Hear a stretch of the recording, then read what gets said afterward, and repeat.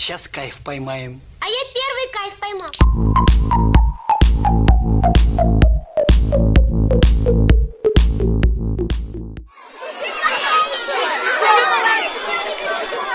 Hola de nuevo a todos, soy Canina Racing, bienvenidos a Todo Vapor.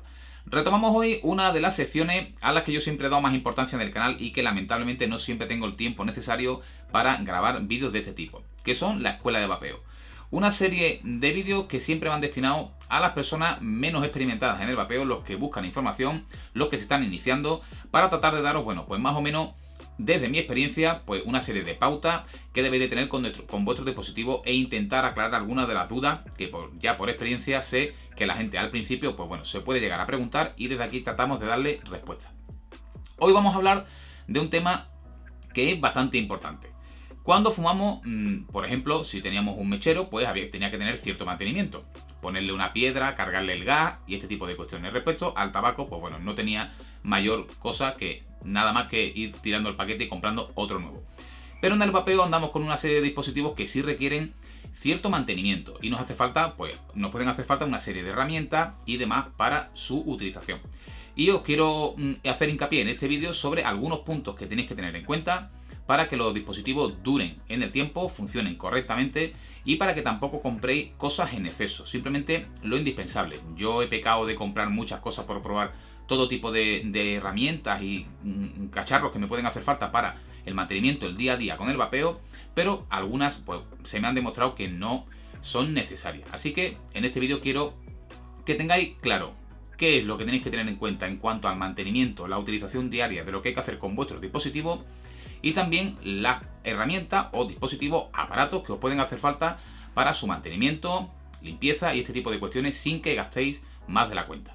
Así que vamos con ello. Vamos a empezar primero por la limpieza. Este apartado de la limpieza es un detalle que es muy importante, ya que siempre estamos andando con líquido y los líquidos siempre en todo tipo de dispositivos, ya sea por condensación o por fuga, tarde o temprano se termina acumulando líquido en alguna zona o tenemos alguna fuga masiva de líquido que nos puede manchar nuestros dispositivos.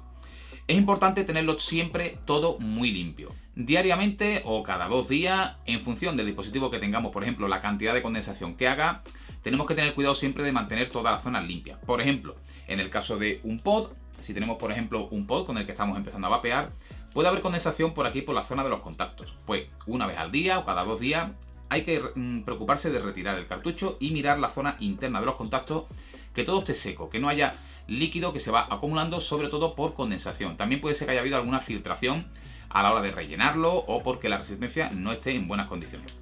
Eso tenemos que tenerlo siempre limpio, si no el dispositivo tarde o temprano nos terminará dando un problema.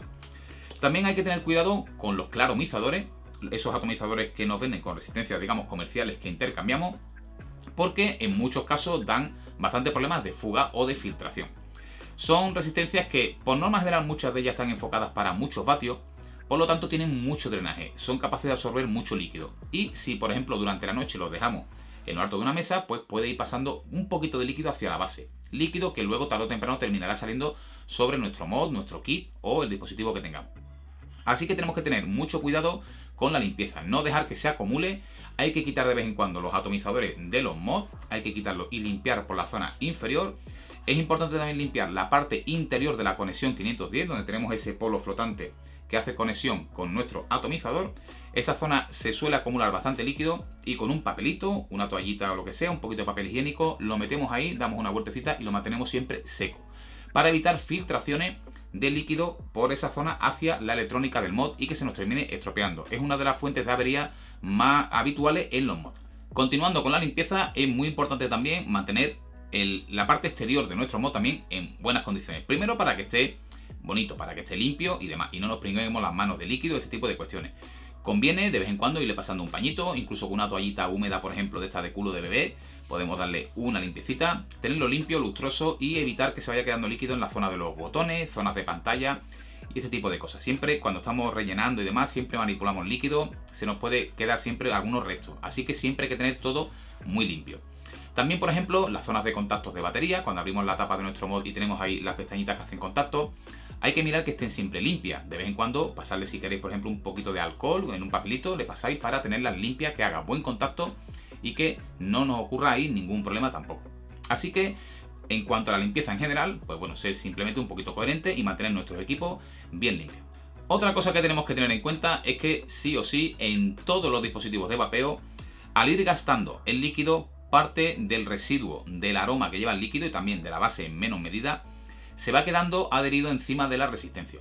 Así que en todos los dispositivos de vapeo tenemos un elemento que calienta el líquido, que es lo que produce la evaporación, y se irá acumulando una capa de residuo que hará que con el tiempo haya que limpiarlo o cambiarla en función del sistema de evaporación que tengamos. Si por ejemplo se trata de un pod que por ejemplo sea recargable, pues lo podremos ir rellenando y la mayoría de ellos no tendremos posibilidad de limpiarlo, ya que suelen ser pod estancos. Así que tendremos que coger un cartucho nuevo y colocarlo una vez que tengamos ya mal sabor, que veamos que no produce la misma cantidad de vapor, que el sabor no es igual, este tipo de cosas. En claromizadores, donde tenemos resistencias comerciales, 3/4 de lo mismo. Cuando veamos que el cacharro ya no va igual, que el sabor no es el mismo, que la producción de vapor no es la misma, nos sabe un poquito a quemado, seguramente ya tengamos mucha cantidad de residuo encima de la resistencia. Así que en ese tipo de dispositivos, que digamos tienen sistemas comerciales, tendremos que irlos reemplazando cada cierto tiempo. En el caso de dispositivos reparables, que sean RTA o RDA reparables, en los que nosotros colocamos nuestra resistencia, el mantenimiento es un poquito distinto. En esos casos, la mayoría de las veces lo que tenemos que ir haciendo es cambiar el algodón, ya que se irá quedando residuos tanto en el algodón como sobre la resistencia. Tendremos que retirar el algodón en función del líquido que vayamos utilizando, más o menos agresivo. Incluso puede ser que lo tengamos que cambiar más de una vez al día, o como mucho 2-3 días retirar el algodón con cuidado de no mover la resistencia. Y una vez que hayamos retirado el algodón, hacer un dry burn. Un dry burn que no hay que hacerlo exageradamente. No hay que poner la resistencia muy al rojo. Y para los que no sepáis lo que es el dry burn, se trata de activar el mod sin ese algodón, que se ponga un poco incandescente, de manera que queme la costra superficial que tenga la resistencia. Luego reponemos con un algodón nuevo, bien colocado, con cuidadito también de no meterlo muy apretado ni muy flojo. Lo colocamos y tenemos de nuevo la resistencia como nueva. Esa resistencia solo habrá que cambiarla una vez que veamos que ya no da el mismo rendimiento. Con el paso del tiempo, sobre todo las resistencias artesanales, suelen durar un poco más. Y si nos hacemos nosotros nuestras propias resistencias, pues en el momento que veamos que tienen un poquito peor color, que el metal ya tiene un color un poquito como tirando a oxidado o cualquier cosa de esta, hacemos una nueva y la colocamos. Otra parte muy importante del mantenimiento es las baterías. Todos los dispositivos que tengamos que lleven batería externa, tendremos que vigilarlas cada vez que las estemos metiendo o sacando del mod. Vigilar que no tienen ningún tipo de daño, sobre todo en la funda protectora que lleva. Que veamos también que no tienen abolladuras en los polos, ni en arriba ni abajo, ya que eso nos puede dar un problema. En cuanto al mantenimiento de las baterías, si vemos que tienen hundimiento o alguna deformación, os recomiendo que esa batería la desechéis y compréis otra nueva. En caso de que lo que tengamos sea un problema en el wrap, pues simplemente colocar un wrap nuevo, que es muy sencillo y podéis buscar seguramente algún tutorial. De hecho, no sé si aquí en el canal ya hemos hecho algo. Yo seguramente estoy en que sí. Colocarle un wrap nuevo y la tenemos totalmente protegida. Así que las baterías también son un lugar donde hay que tener en cuenta el mantenimiento. En cuanto a los mods mecánicos hay que tenerlos siempre bien limpios, sobre todo en la zona de los contactos.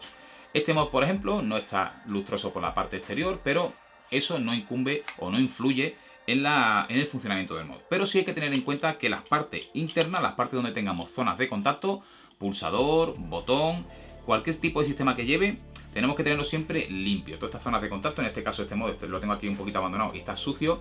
Antes de su utilización tendría que limpiar esta zona de contacto de aquí, que es la que hace contacto con la pestaña, la zona de contacto por dentro, todo lo que sean zonas de rosca, también la rosca del 510, que no se nos olvide, y para ello tenemos que utilizar preferiblemente algún limpiametales. Yo es lo que suelo utilizar, limpiametales tipo Sidol, Netol o algún tipo de material de este tipo.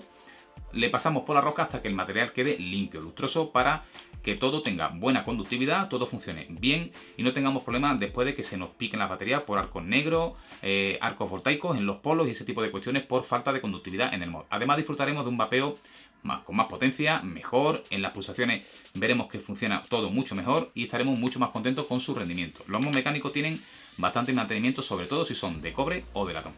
Bueno, y para el mantenimiento nos pueden hacer falta una serie de herramientas. Voy a ir sencillamente a lo básico del todo. Esto es un tema de las herramientas que ya tratamos en otro vídeo, pero que creo que en este vídeo también viene a cuento. En el caso que utilicemos atomizadores reparables, nos harán falta una serie de herramientas para la elaboración de resistencia al corte del hilo y este tipo de cosas. Nos hará falta un cortahilo que sea de una calidad media, que sea al menos de una calidad decente. Los hay muy malos que cortan muy mal y no podremos cortar bien a base de los postes y este tipo de cuestiones. Así que tenga una calidad decente. Por supuesto nos hará falta hilo, una o varias bobinas de distintos calibres y demás para la reparación de nuestros atomizadores. También nos hará falta algodón orgánico, el de vuestra elección. Hay muchas marcas, a mí me gusta mucho este, el Cotton Bacon Prime, pero podéis elegir el que más os guste. Una cosa que es fundamental son unas pinzas, y si pueden ser que sean de punta cerámica, ya que nos harán una doble función. Nos vale, por ejemplo, para colocar la resistencia, nos vale para agarrar el algodón y ayudarnos a pasar, nos vale para determinadas cosas. Pero además, al ser cerámica, nos permite a la hora de estabilizar la resistencia que en caso de que hagamos una pulsación cuando la resistencia está activada, está pasando corriente, pues esté aislada y no pase la corriente hacia la pinza. Eso es una cosa que si tenéis pinzas metálicas hay que tener mucho cuidado. Unas pinzas, y si son de cerámica, lo mejor.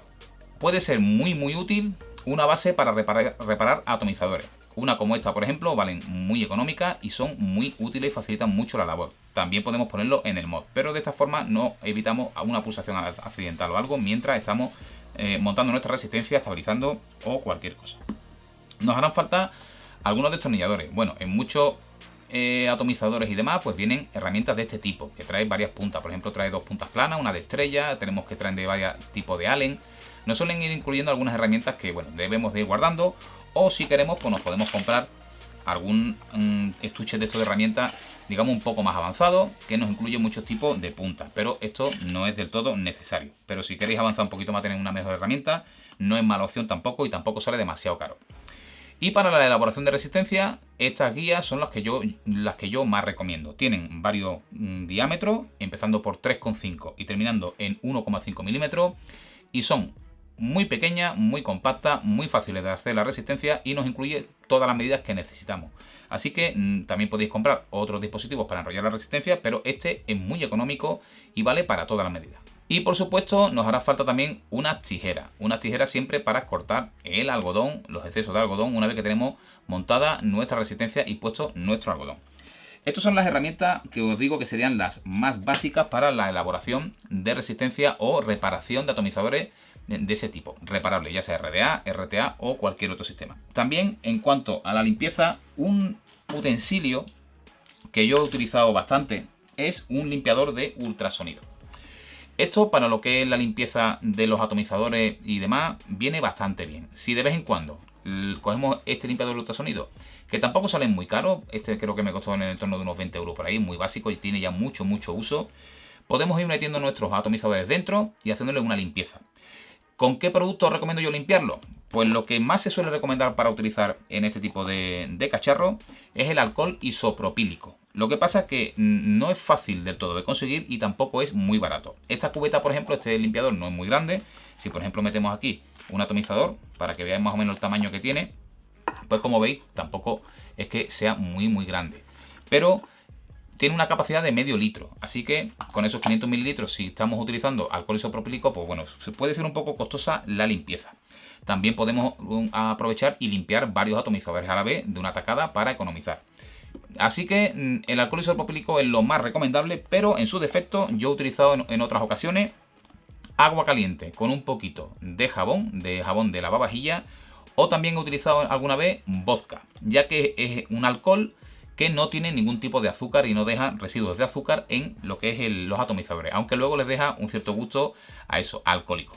Así que este tipo de dispositivos pueden ser también muy útiles, son muy fáciles de manejar.